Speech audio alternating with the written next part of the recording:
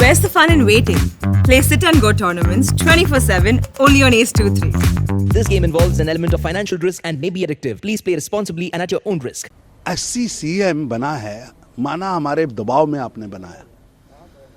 क्या एससी को सीएम बनने का अधिकार नहीं है? अगर है तो क्या वो मुख्यमंत्री अपने निर्णय नहीं ले सकता? वो जो रिमोट कंट्रोल से सरकार चलाना चाहते थे, अब वो रिमोट कंट्रोल की जो सरकार है नहीं चल पा रही उनकी।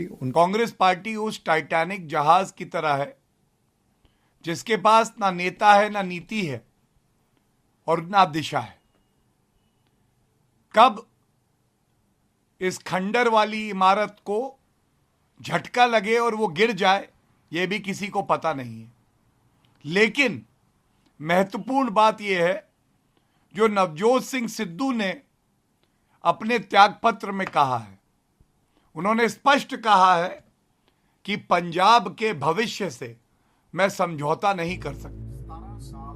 नवजोत सिंह सिद्धू के कांग्रेस प्रदेश अध्यक्ष पद से इस्तीफा देने के बाद अब भारतीय जनता पार्टी ने कांग्रेस को घेरा है। बीजेपी के नेताओं ने कहा है कि नवजोत सिंह सिद्धू नहीं चाहते थे कि कोई राज्य का दलित सीएम बने। कुल मिलाकर नवजोत सिंह सिद्धू का इस्तीफा देना किसी के गले नहीं उतर रहा है। बीजेपी नेताओं ने उनके बारे में क्या कहा, ये आपको सुनवाएं। उससे पहले आपको सुनवाते हैं नवजोत सिंह सिद्धू ने आज इस्तीफा देने के बाद क्या कहा। 17 ਸਾਲ ਦਾ ਰਾਜਨੀਤਿਕ ਸਫ਼ਰ ਇੱਕ ਮਕਸਦ ਦੇ ਨਾਲ ਕੀਤਾ। ਪੰਜਾਬ ਦੇ ਲੋਕਾਂ ਦੀ ਜ਼ਿੰਦਗੀ ਨੂੰ ਬਿਹਤਰ ਕਰਨਾ, ਟੂ ਮੇਕ ਅ ਡਿਫਰੈਂਸ, ਔਰ ਮੁੱਦਿਆਂ ਦੀ ਰਾਜਨੀਤੀ ਦੇ ਉੱਤੇ ਇੱਕ ਸਟੈਂਡ ਲੈ ਕੇ ਖੜਨਾ। ਇਹੀ ਮੇਰਾ ਧਰਮ ਸੀ, ਇਹੀ ਮੇਰਾ ਫਰਜ਼ ਸੀ। ਮੇਰੀ ਅੱਜ ਤੱਕ ਕਿਸੇ ਨਾਲ ਕੋਈ ਨਿੱਜੀ ਕਿੜ ਨਹੀਂ ਰਹੀ, ਨਾ ਹੀ ਮੈਂ ਨਿੱਜੀ ਲੜਾਈਆਂ ਲੜੀਆਂ ਨੇ।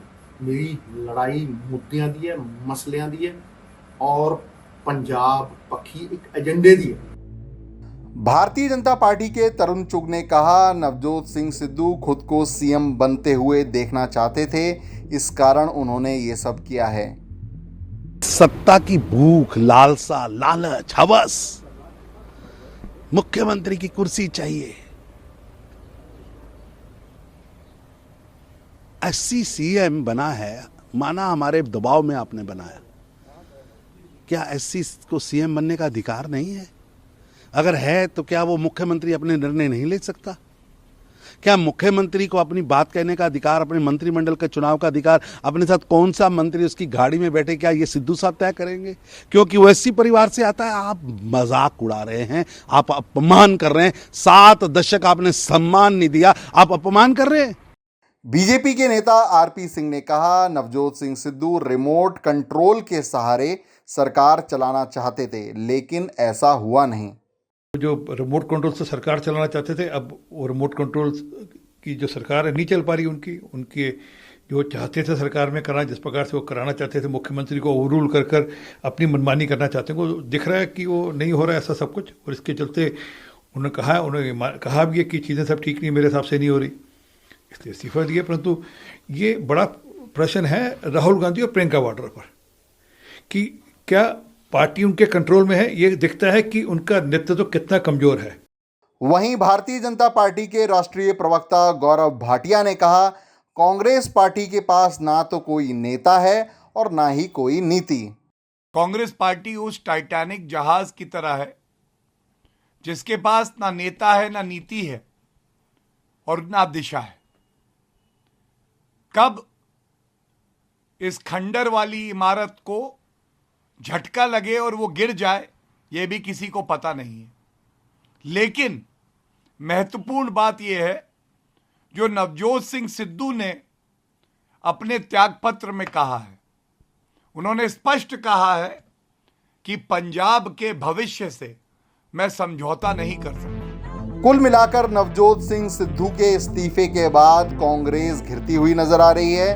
नवजोत सिंह सिद्धू के इस्तीफे के बाद कैप्टन अमरिंदर सिंह ने पहले ही कहा था कि वह स्थिर नहीं है। वहीं सिद्धू ने इस्तीफा दिया तो पीछे पीछे कई लोगों ने इस्तीफे भी दे दिए हैं। पहले कैबिनेट मंत्री रजिया सुल्ताना ने इस्तीफा दिया। इसके बाद पंजाब कांग्रेस के गुलजार इंदर चहल, योगेंद्र ढींडरा, गौतम सेठ ने अपने पदों से इस्तीफा दे दिया। वहीं कैप्टन अमरिंदर सिंह के समर्थकों ने विधानसभा में फ्लोर टेस्ट की मांग भी कर डाली तो नवजोत सिंह सिद्धू ने अपने समर्थकों के साथ बैठक की और बाद में अपने इस्तीफे पर बयान भी दिया।